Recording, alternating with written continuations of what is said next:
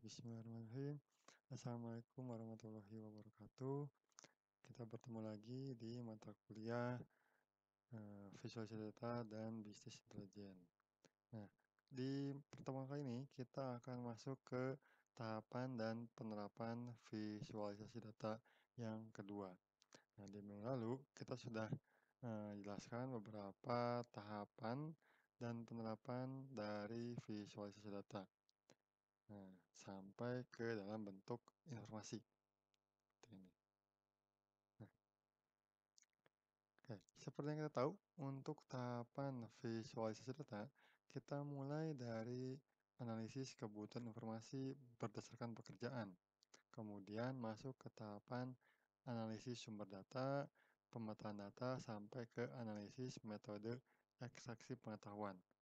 Ini adalah tahapan untuk analisis visualisasi. Ini yang sudah kita jelaskan di 2 minggu lalu, di mana hasil akhir dari proses analisis visualisasi adalah bentuk informasi. Nah, jadi bentuk informasi apa yang nantinya harus kita sampaikan kepada stakeholder atau kepada user. Seperti itu. Nah, di mana eh, berikutnya di sini setelah kita masuk ke proses analisis visualisasi, tahapan berikutnya adalah ke tahapan perancangan visualisasi. Nah, di tahapan perancangan visualisasi di sini kita masukin di tahapan perancangannya bagaimana kita memilih visualisasi data yang baik, lalu bagaimana kita memilih menghilangkan clutter dan juga melakukan preventive atribut. Ini yang sudah kita jelaskan di minggu lalu, itu ya tahapannya. Nah, kemudian setelah sampai di tahapan perancangan visualisasi, hasil perancangan yang telah kita buat, berikutnya akan dilakukan pengujian terhadap user. Nah, jika ada perbaikan atau ada yang kurang tepat, maka masuk ke proses perbaikan perancangan visualisasi. Nah, setelah masuk ke perancangan visualisasi, tahapan yang terakhir adalah implementasi dan pengujian hasil visualisasi. Nah, kita masuk ke kasusnya di penerapannya untuk visualisasi data. Kita masuk ke analisis perancangan visualisasi di sini. Nah, kita masuk dulu ke sini tahapannya. Ini yang kemarin sudah kita bahas sebetulnya di tahapan perancangan visualisasi. Tahapan yang pertama adalah kita harus memahami konteksnya. Nah, di sini kita harus tahu dulu setiap kebutuhan informasi, kemudian bagaimana, kemudian siapa yang akan menggunakan informasi tersebut, apa yang ingin disampaikannya, dan bagaimana cara menyampaikan informasi tersebut. Nah, setelah kita masuk ke pemahaman konteks, berikutnya kita masuk ke pemilihan jenis visualisasi data yang tepat. Di sini kita pilih kira-kira dari informasi yang dibutuhkan, dari bentuk informasi yang telah kita analisis, kira-kira jenis visualisasi data apa yang tepat untuk merepresentasikannya. Seperti itu. Nah, setelah dapat bentuk visdatnya, berikutnya masuk ke tahapan yang ketiga yaitu menghilangkan clutter atau gangguan pada visualisasi. Nah, hal ini bertujuan untuk menghilangkan gangguan pada visualisasi sehingga informasi yang ingin disampaikan dapat dengan mudah dipahami secara cepat. Seperti itu. Nah, ini yang kemarin kita bahas ya untuk penghilangan clutter. Nah, kemudian masuk ke tahapan terakhir yaitu fokus atensi audien atau preattentive atribut. Nah, ini tujuannya untuk memfokuskan perhatian audiens dengan memberi penekanan pada informasi yang ingin disampaikan untuk menarik perhatian pembaca. Nah, penekanan dapat dilakukan melalui penggunaan warna yang mencolok atau ukuran yang lebih besar, seperti itu. Lalu, di sini visualisasi yang dirancang tidak menampilkan semua informasi yang diperlukan, namun hanya mengambil sampel informasi yang kita perlukan. Ini tahapannya. Ini diambil dari buku Storytelling with Data. Seperti itu. Nah, untuk e-booknya sudah ada di LMS, bisa kalian akses di sana. Nah, kita cek di sini sampelnya. Contohnya untuk informasi pengelompokan tiap kecamatan, berdasarkan tingkat hasil produksi tiap komunitas dalam periode 6 bulan. Nah, ini sebelumnya, di pertemuan sebelumnya kita sudah bahas bahwa informasi yang dibutuhkan itu terdapat 9 informasi. Nah, di 2 minggu lalu ya, kita jelaskan juga bagaimana cara mendapatkan informasinya sampai menjadi bentuk informasi. Nah, untuk informasi yang pertama ini, di sini bentuk informasi yang telah kita analisis itu menghasilkan seperti ini. Ini hasilnya dari proses data mining, di mana dari 42 kecamatan di Kabupaten Garut, terdapat 7 kecamatan dengan tingkat produksi banyak, 20 kecamatan dengan tingkat produksi sedang, dan 14 kecamatan dengan tingkat produksi yang sedikit. Contohnya seperti itu. Nah, ini adalah bentuk informasi yang akan diberikan.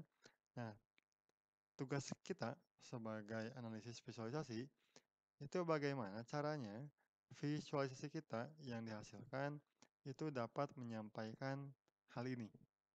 Nah, itu tantangan di kalian sebagai analisis visualisasi. Di sini kita akan masuk ke tahapan yang tadi, tahapan untuk perancangan visualisasi. Yang pertama untuk pemahaman konteksnya. Di sini disebutkan apa informasi yang akan diberikan kepada stakeholder dan sebenarnya apa yang akan diharapkan dari visualisasi yang akan disampaikannya apa, seperti itu. Nah, dan juga apa yang diharapkan eee, kita terhadap user setelah usernya itu melihat hasil dari visualisasinya. Ini untuk konteks apa. Jadi pertanyaan tentang apa, dan apa, seperti itu. Dan di sini untuk pertanyaan apanya, kira-kira deskripsinya seperti ini, yaitu tujuannya untuk memahami jumlah tiap kelompok, tingkat hasil produksi tiap komoditas di tiap kecamatan dalam periode 6 bulan. Nah, ini yang ingin disampaikan dari visualisasinya dan yang diharapkan eee, dari hasil visualisasi terhadap usernya. Jadi user harus memahami jumlah tiap kelompok, tingkat hasil produksi tiap komunitas di tiap kecamatan dalam periode 6 bulan. Lalu tugas kita bagaimana cara menyampaikannya. Nah, di sini yang akan kita tampilkan yaitu menampilkan jumlah tiap kelompok, tingkat hasil produksi tiap komunitas di tiap kecamatan dalam periode 6 bulan. Nah, ini yang ingin kita tampilkan. Nah, kemudian kita pilih. Nah, kita pilih bentuk visualisasi data yang tepat. Di sini saat kita memilih bentuk visualisasi, itu tidak hanya terpaku terhadap satu jenis visualisasi. Bisa jadi satu, dua, tiga, dan seterusnya. Tergantung. Tergantung apa? Tergantung bagaimana kalian dapat menampilkan informasinya. Nah, di sini contohnya, untuk menampilkan informasi tadi, di sini ternyata digunakan dua bentuk visualisasi. Yang pertama kita gunakan simple text. Nah, alasannya kenapa menggunakan simple text? Karena simple text ini cocok untuk menampilkan beberapa informasi, termasuk satu atau dua informasi secara bersamaan. Ini yang sudah kita jelaskan juga di 2 minggu lalu ya. Ya, contohnya menggunakan simple text. Di sana kita bisa melihat indeks pertanamannya, kemudian kita juga bisa melihat dia kira-kira naik atau turun, seperti itu. Nah, kemudian selain simple text di sini, kita juga menggunakan color path map di sini. Nah, kenapa tujuannya untuk dapat membagi wilayah berdasarkan lokasi geografisnya. Di sini kedua bentuk visualisasi ini itu akan digabungkan tujuannya untuk menambah nilai informasi yang disajikan dalam satu kebutuhan informasi. Jadi di sini ya, ini tidak harus selalu hanya satu bentuk visualisasinya. Bisa jadi lebih dari satu, seperti itu. Nah, kita masuk ke tahapan penghilangan clutternya. Nah, di sini untuk penghilangan clutter, kalian harus pahami dulu setiap elemen pada bentuk visualisasinya. Di sini contohnya untuk simple text dan corporate map mungkin ada elemen untuk kontras dan juga border seperti itu. Nah, ini adalah elemen-elemennya. Kalau alignment jelas ya, di setiap visualisasi kemungkinan akan ada yang namanya alignment. Di mana alignment di sini tujuannya untuk penyelarasan, entah rata kiri, rata tengah, atau justify, seperti itu. Nah, di sini contohnya, untuk alignment, kita akan selaraskan rata kiri untuk judulnya dan juga kontennya. Nah, seperti itu. Kemudian ada elemen white space di sini, atau ruang putih, yang akan kita berikan untuk pemisah antara judul dan konten. Jadi, sederhananya, kalian tidak perlu memikirkan background warna apa. Backgroundnya diubah jadi warna putih. Tujuannya apa? Tujuannya agar mata kita akan lebih fokus ke visdatnya dibandingkan kepada warna backgroundnya. Sederhananya seperti itu. Nah, kemudian di sini ada kontras, yaitu penggunaan warna yang berbeda. Tujuannya untuk membuat fokus dari pembacanya. Nah, jadi untuk warna pun akan dibedakan. Nah, lalu dari sisi border, kita akan gunakan warna putih sebagai tanda batas antar wilayah. Jadi di sini untuk antar wilayahnya kita akan gunakan border dengan warna putih. Nah, ini contohnya. Di tahapan yang pertama di sini, tahapan sampai ke penghilangan krater, untuk tahapan ketiganya, hasilnya mungkin menghasilkan seperti ini. Nah, untuk petanya dan untuk perbedaannya, ada warna hitam, warna abu, dan juga warna putih seperti ini. Ini mungkin default dari mapnya ya, seperti itu. Nah, kemudian di sini kita akan masuk ke pre-attentive attribute atau pemberian atensi. Nah, berikut merupakan pemberian atensi yang akan kita lakukan di sini. Nah, di sini atensinya akan kita fokuskan kepada tingkat produksi yang paling sedikit, seperti itu. Nah, kemudian pemilihan warna digunakan untuk membedakan wilayah dengan berbagai tingkat produksi. Pemilihan warna juga mencakup penggunaan konsep transparansi dan juga opasitas atau opacity. Nah, berikut penjelasannya. Di sini untuk warna, contohnya, kita akan beri warna hijau tua untuk tingkat produksi yang banyak. Hijau yang sedikit agak muda untuk tingkat produksi yang sedang, dan hijau telur asin seperti ini contohnya untuk tingkat produksi yang sedikit. Nah, dari bentuk visualisasinya tadi, kalau kita masukkan ke pemberian atensinya, di sini akan menghasilkan peta yang seperti ini. Nah, kalau kita perhatikan ini petanya lebih nyaman untuk kita baca ya, atau kita lihat seperti itu. Di mana di sini fokus atensinya adalah kepada angka 15-nya. Kita mungkin nggak akan lihat dulu ke petanya ya, karena di sini pun juga sebenarnya dari peta sebenarnya apa sih yang ingin disampaikannya. Nah, ternyata dia ingin memfokuskan. Fokusnya kemana? Kepada hasil produksi yang paling sedikit. Di sini kalau kita perhatikan, ingat konsep dari Gesat Law. Di sini warnanya itu dibuat sama. Kita lihat untuk yang hasil sedikit itu warnanya hijau telur asin. Nah, sehingga angka 15-nya atau simple text-nya itu disamakan dengan warna dari petanya untuk yang menunjukkan hasil produksi sedikit. Sehingga kita tahu 15 di sini itu menunjukkan ke wilayah-wilayah yang berwarna hijau terasin seperti ini. Nah, ternyata jumlahnya ada 15. Jadi kita pun tidak perlu menghitung ya, tidak perlu menghitung ada berapa jumlahnya. Karena kan sini ada borderlines ya, ada border yang dimana digunakan untuk membantu kita memisahkan wilayahnya. Yang ini mungkin kalau di bentuk visdatnya, ini kalau kita hover, kita sorot, mungkin menunjukkan jumlah produksinya misalnya, atau lebih spesifiknya ke nama wilayahnya. Jadi nama wilayah dan juga total produksi, misalnya seperti itu. Tapi kalau misalnya di Vistat awal, ya mungkin cukup seperti ini saja. Tidak perlu detail. Karena kalau terlalu banyak memunculkan label, di sini misalnya label kotanya atau wilayahnya, itu akan membuat fokus kita itu kemana-mana seperti itu. Nah, sehingga kita fokuskan dulu di sini hanya untuk yang hasil produksi sedikit. Nah, satu ini saja nih. Jadi langsung fokus ke 15. Kalau kita pengen tahu detailnya, kota apa saja atau wilayah mana saja, ya ini bisa kita lihat dari sininya. Jadi kita bisa hover, kita sorot seperti itu, mungkin akan muncul. Seperti itu. Ini konsep dari Gestat Law untuk similarity. Contohnya ya, seperti itu untuk preventive atributnya. Contoh informasi yang kedua, di sini contohnya adalah informasi fluktuasi harga jual tiap komoditas per kilogram dalam periode 1 tahun. Nah, di sini kita lakukan juga untuk tadi ya, untuk pemahaman konteksnya, untuk pemilihan visualisasi yang tepat, clutter, dan fokus atensinya. Di sini untuk informasi fluktuasi harga jual tiap komoditas, di sini kita tunjukkan dulu apa yang ingin kita tampilkan dan apa yang kita harapkan dari usernya. Nah, user diharapkan dapat memahami fluktuasi harga jual tiap komoditas per kilogram dalam periode 1 tahun. Di sini bagaimananya cara menampilkannya, kita akan menampilkan fluktuasi harga jual tiap komoditas per kilogram dalam periode 1 tahun. Jadi ini kita akan tampilkan fluktuasi harganya. Nah, lalu kira-kira bentuknya apa yang tepat? Di sini mungkin yang akan cocok itu menggunakan line graph atau line chart sebutnya.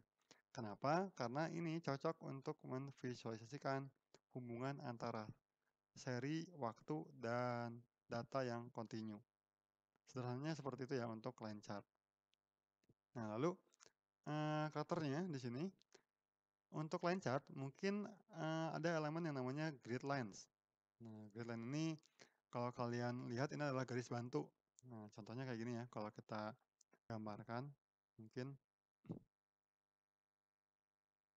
Nah, mungkin kalau kita perhatikan, grid line ini seperti ini contohnya nih ya.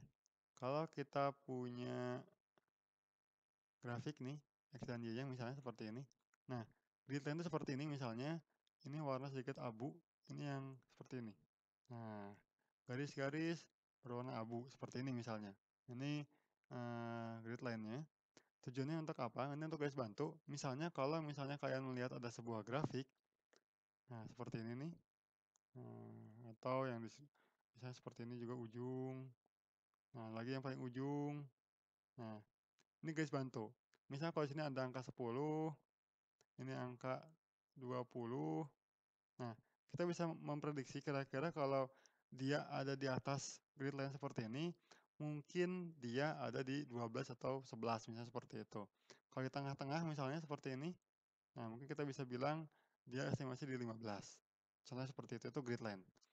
Nah, lalu untuk border, mungkin seperti ini ya, kita pernah melihat ada garis berwarna beda, seperti ini misalnya garis. Mungkin ini menunjukkan misalnya target. Nah, jadi kalau misalnya ada grafik yang di atas garis warna merah ini, artinya dia sudah mencapai target. Contohnya seperti itu. Nah, tapi grafik ini adalah beberapa elemen yang ada di line chart ataupun di bar chart. Ya, ada grid line dan juga ada border. Nah, di sini untuk visdatnya itu kita pilih apakah kita akan menggunakan seluruh elemennya atau mungkin kita tidak gunakan elemennya. Nah, ingat ya, jadi pas di penghilangan clutter, kita harus pahami dulu di sebuah bentuk visualisasi, dia punya elemen apa saja. Nah, kemudian kalau misalnya secara default kita gunakan, ya sudah tidak perlu kita jelaskan, karena itu memang sudah elemennya dia, seperti itu. Tapi kalau misalnya kita akan rubah elemennya, entah kita gunakan, entah kita ganti warnanya, entah kita apakan, kita harus tuliskan di sini untuk clutter-nya. Contohnya di sini, nah ini ya untuk gridline dan border. Di contoh informasi ini, di sini kalau untuk alignment dan white space ini sama. Nah, lalu di sini untuk grid line-nya tidak akan kita gunakan garis bantu. Dan juga untuk bordernya tidak ada border untuk grafik garisnya. Seperti itu. Di sini untuk grid line dan bordernya tidak kita gunakan. Karena kenapa? Karena sebenarnya saat kita memberikan grid line ataupun border, di sini kita pun juga jadinya fokusnya kemana-mana ya. Sebenarnya kita pengen lihat eh, berapa banyak jumlah grafik atau jumlah bar chart, barnya yang melebihi rata-rata misalnya, melebihi targetnya. Kemudian kita akan lihat di sini nih, ini grafik ini ya, yang bagian sini itu berapa ya jumlahnya? Apakah 11, apakah 12? Kemudian kalau tengah-tengah ini apakah 15? Akhirnya apa? Di sini beban kognitif kita itu akan terfokus ke setiap elemen di visdatnya. Nah, ini kurang baik untuk visdat. Karena akhirnya kita nggak akan fokus ke apa yang ingin kita sampaikan. Tapi user akan membaca hampir seluruh bentuk visdatnya. Nah, itu kurang baik sebenarnya untuk visdat. Nah, kembali lagi, tujuan dari visdat itu kalau kemarin kita mempelajari tentang preventive atribut, itu bagaimana caranya User tanpa kita pandu, dia otomatis akan melihat informasi yang ingin disampaikannya. Nah, itu tujuan dari, Visdat. Oke, kita kembali lagi ke sini. Setelah kita memahami konteks, kemudian bentuk visualisasi, dan pengirahan karakter, di sini tahapan berikutnya adalah fokus atensi. Nah, fokus atensi, kita cek lagi nih, ke bentuk informasi yang ingin disampaikannya. Di sini, sebenarnya bentuk yang ingin diberikannya di sini untuk ke penurunan terbesar yang terjadi pada bulan Mei sampai bulan Juni. Dengan harga di bulan Mei 45.000 dan di bulan Juni itu 15.000. Dan hasil perbandingannya sebesar minus 30.000. Nah, ini adalah hasil dari ekstraksi pengetahuannya ya di proses analisis visualisasi. Nah, bentuk informasi seperti ini yang ingin diberikan. Nah, kalau kita lihat dari line chart-nya, mungkin pertama kita akan menampilkan seperti ini. Nah, ini line chart-nya. Di sini jelas terlihat fluktuasinya. Tapi di sini kita belum memberikan fokus atensinya kepada informasi yang ingin disampaikannya, di mana dia ingin memfokuskan datanya untuk fakta yang terdapat dari hasil analisisnya itu fokus di bulan Mei dan bulan Juni. Nah, di sini kita akan lakukan fokus atensinya. Tadi atensinya itu diberikan kepada penurunan harga jual yang terbesar. Nah, kemudian bagaimana caranya? Kita berikan warna yang berbeda. Di sini kita berikan warna merah pada garis dan titik harga dengan penurunan harga jual terbesar. Dari grafik yang ini, kalau kita lakukan fokus atensi, dia akan jadi seperti ini. Nah, di sini kita bisa lihat bahwa dia akan fokus ke bulan Mei dan bulan Juni, dan kita pun juga tanpa dipandu, kita akan fokus ke sana. Nah, jadi tidak ada grid line ya, jadi kita nggak tahu nih sebenarnya garis ini tuh berapa. Karena di sini kan antara 50.000 sampai 60.000, tapi kita akan abaikan itu, karena memang yang akan kita fokuskan itu ke Mei dan bulan Juni, seperti itu contohnya. Nah, ini beberapa contoh bagaimana cara kita melakukan analisis perancangan visualisasi. Nah, di sini kalian lakukan untuk semua informasi yang dibutuhkan. Nah, jadi di sini diperoleh untuk informasi perkiraan produksi berdasarkan sisa lahan komoditas padi sawah dalam periode 3 bulan, ini hasilnya mendapatkan vertical line chart seperti ini. Maaf, vertical bar chart seperti ini. Lalu untuk informasi indeks pertanaman ini yang 2 minggu lalu kita jelaskan, dia menggunakan simple text di sini untuk informasi yang ketiganya. Untuk informasi yang keempat, dia pun sama menggunakan simple text. Untuk informasi indeks pertanaman, IP, masa panen, komoditas padi sawah dalam periode 1 tahun. Di sini dijelaskan ya, warnanya hijau artinya cukup baik dan dia terjadi kenaikan dan warnanya pun hijau. Jadi kita tidak perlu tahu dulu 2 komoditas itu sebenarnya bagus atau tidak, ini akan diketahui dari warnanya, karena warnanya hijau. Kemudian ini pun sama, untuk keenamnya itu informasi jumlah kecamatan dengan jumlah tambah tanam yang belum mencapai sasaran tiap komoditas di tiap kecamatan dalam periode 6 bulan.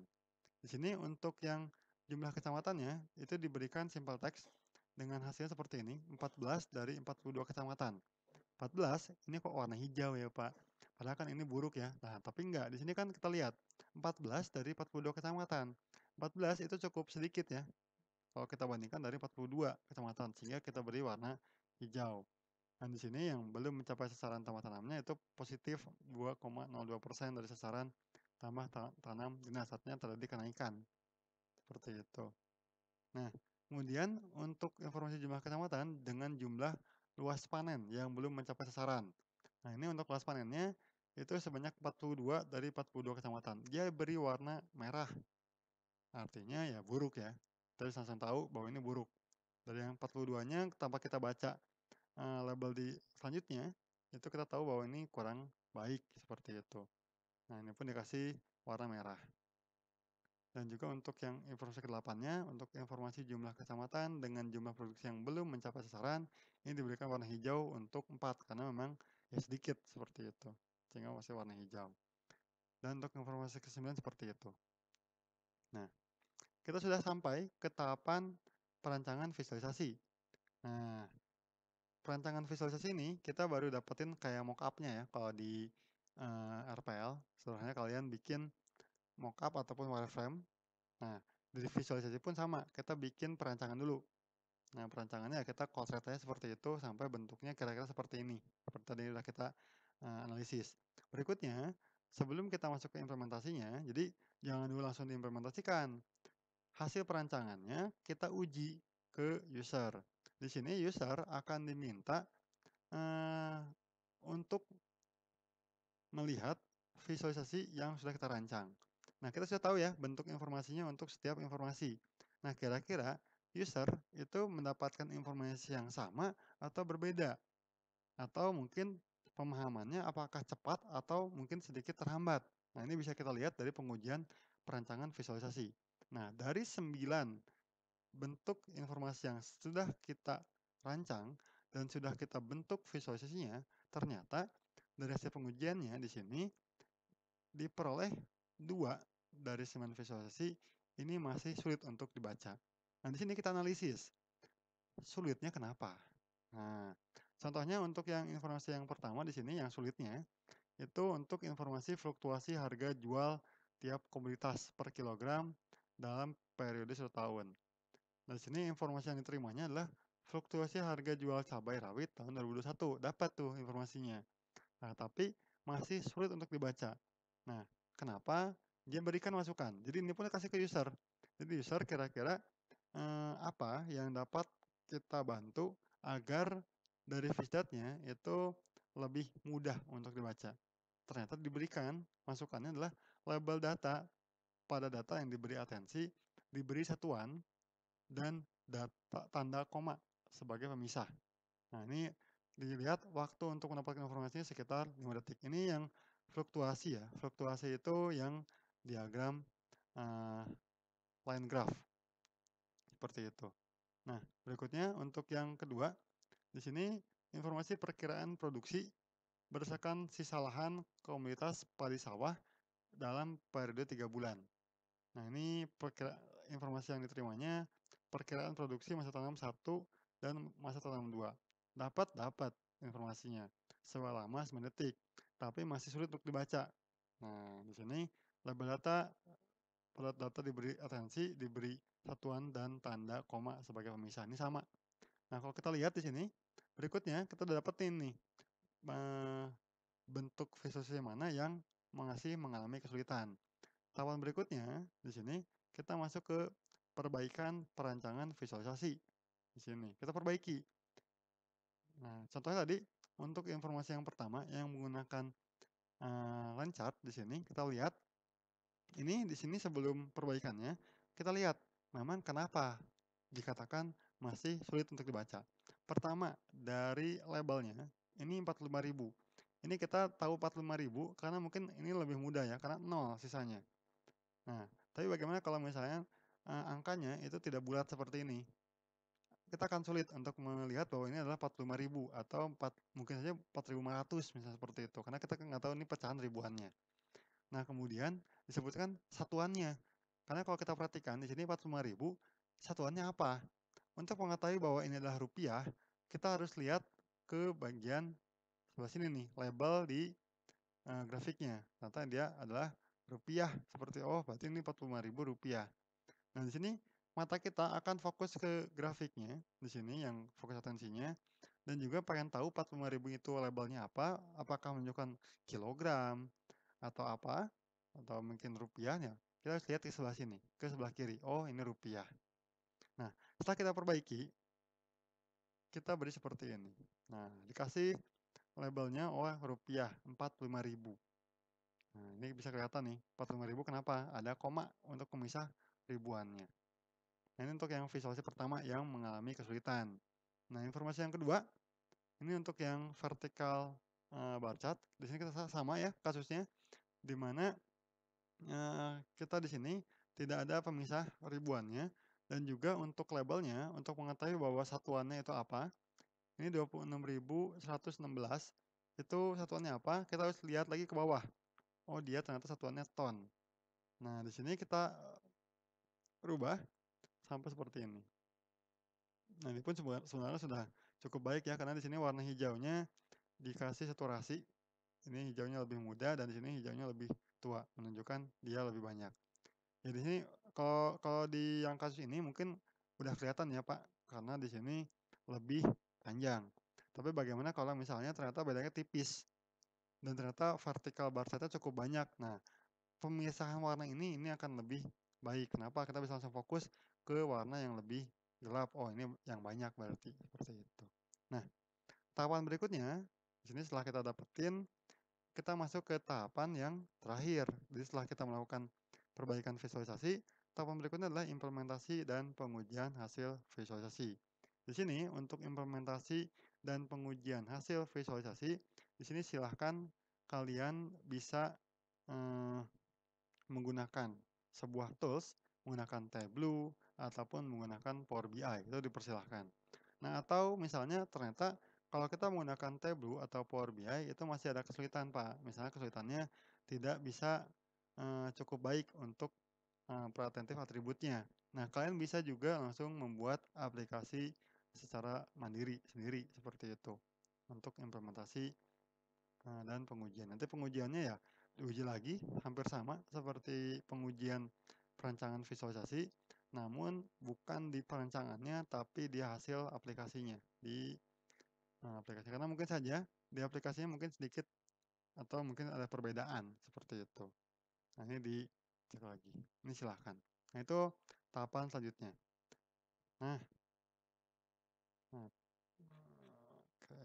Nah, berikutnya ya to be continue untuk implementasi dan pengujiannya. Di sana, sudah saya sertakan juga modulnya untuk, penggunaan Tableau. Di sana silahkan kalian, lihat dan juga di sana sudah saya sertakan contoh, dashboard yang dihasilkan dari implementasi Tableau-nya. Itu dipersilahkan kalian, pelajari, seperti itu. Oke, jika terima kasih untuk yang telah menonton videonya. Mohon maaf jika terdapat kekurangan ataupun terdapat kalimat yang tidak berkenan. Saya akhiri, wassalamualaikum warahmatullahi wabarakatuh.